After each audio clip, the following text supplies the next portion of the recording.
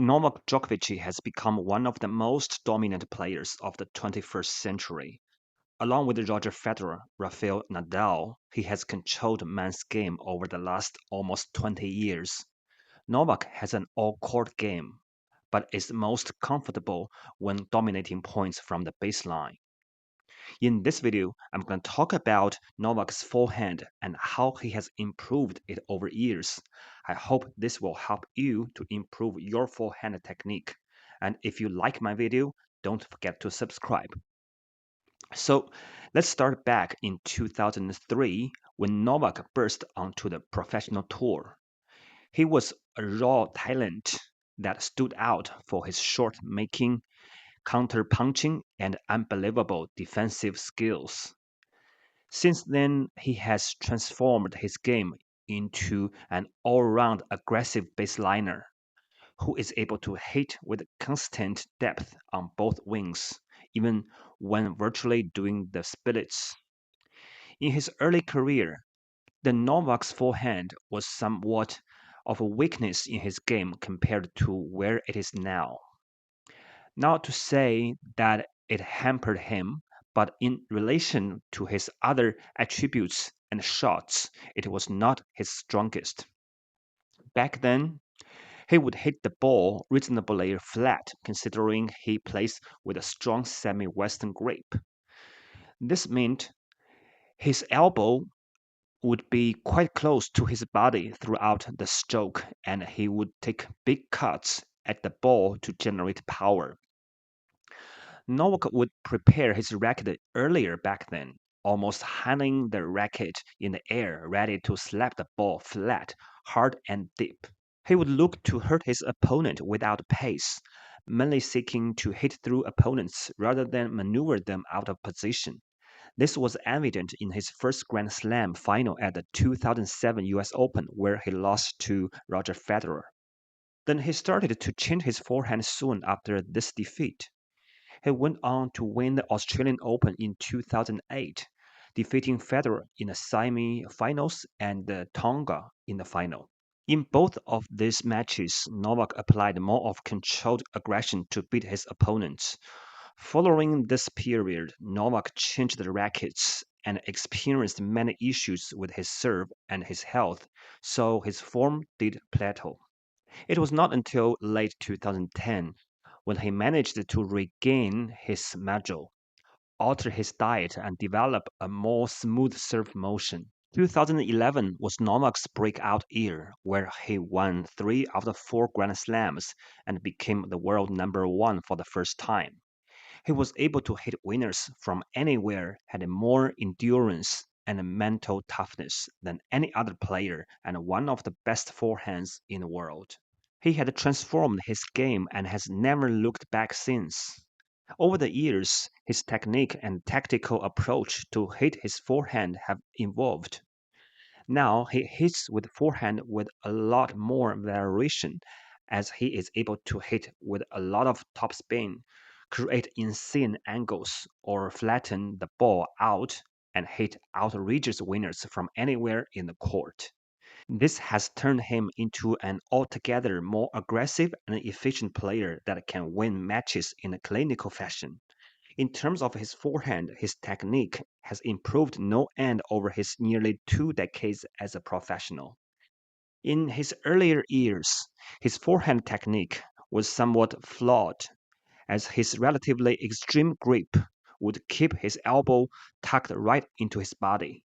This made his forehand preparation less fluid and should have actually helped him create more spin. However, Novak would opt to hit the ball flatter despite his strong semi-western grip, which created elbow issues that would sideline him from the sport later in his career. Back in the early 2000s, Novak's racket preparation was a lot lower than it is today, meaning he had to muscle the ball a lot more and use his body rotation to generate power. This was not the most efficient movement as he was not generating as much kinetic energy throughout the efficient use of his legs, hips, or shoulder turn as he could have. Over the years, Novak has got the right elbow higher and further away from his body when preparing the racket. which has helped him generate a lot more power thanks to the longer loop in his take back. He also gets his racket up nice and high relative to his elbow, which again helps impart more leverage on the ball thanks to a longer and more complete swing. Novak now utilizes a full unit turn to generate as much easy power as possible when hitting his forehand. Since he has stuck with a strong semi-western grip, he needs to hit the ball slightly further in front than he used to in order to flatten the ball out and hit big. Therefore, we can see him preparing his racket very early, but now taking the racket back with his left hand for longer, so to promote a more complete shoulder turn. This helps Novak coil up more energy that he can use to explode onto the board and hit more aggressive forehands. Novak uses his body rotation more in his forehand than Federer or Nadal, for example, where his counterparts have forehands more akin like a whip. Novak's is more like a sledgehammer. By this, I mean his racket comes through slightly more in line with his body, which makes it more solid and consistent under pressure. That being said, if he's not physically or his best, his forehand power would suffer more for it, as he's not able to generate the same amount of raw power simply from his arm as his rivals. Therefore, the Novak Djokovic's forehand is a great example of maximizing every ounce of the leverage from the body using full unit turn. Despite having one of the best backhands of all time, Novak Djokovic likes to use his forehand to break down his opponents. You will often see him teeing off out of the backhand corner, as he can change from inside out to inside in with great disguise.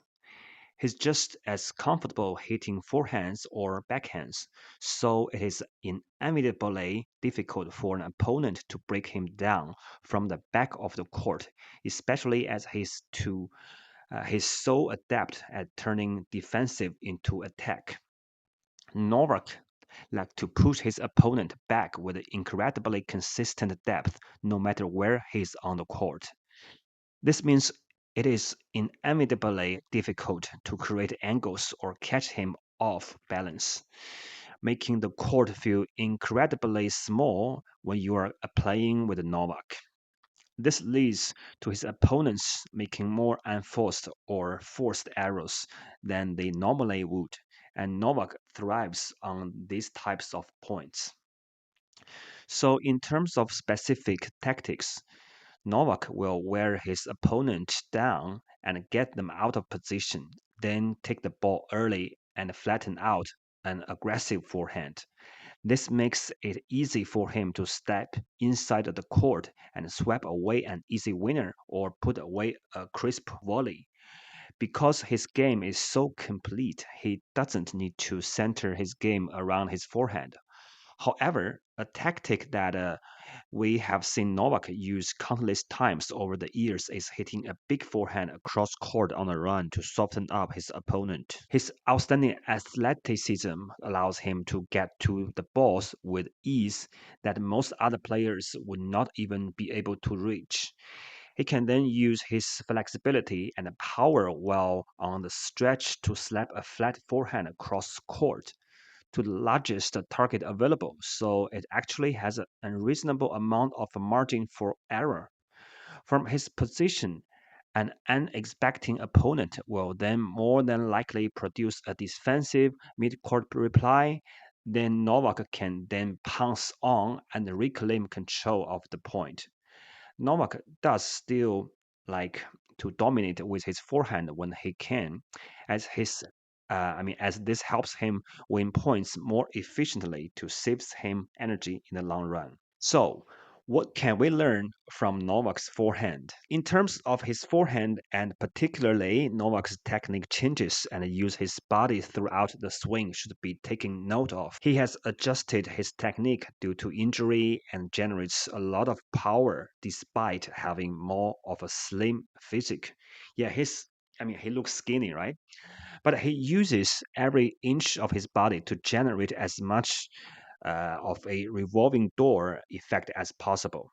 So he can maximize his power and spin generation at all times. And his dedication to continuous improvement, always striving for higher levels of performance despite being considered by many as one of the greatest tennis champions in history, shows that you should always be looking to improve your game no matter what you have achieved. So, yes, it doesn't matter what level we are now, we always have room to improve our level. And thank you so much for watching this video. I hope this will help you to improve your tennis skill. Please subscribe my channel and see you next time.